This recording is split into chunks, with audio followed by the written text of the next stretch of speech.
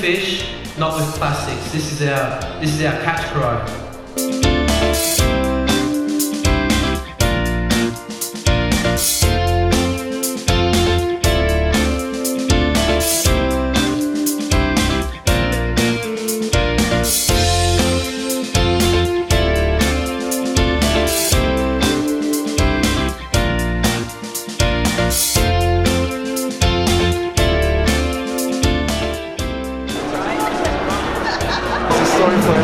You know, I've been to 6 different ones, 4 different venues. Every time it's something new, something different. I like that. And I think one good thing about, I suppose, the Auckland TEDx is it is always about ideas worth sharing. Places.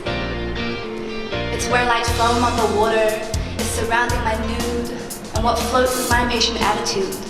Alienation at intersections. Dull vibrations in my head from thinking too much in another language.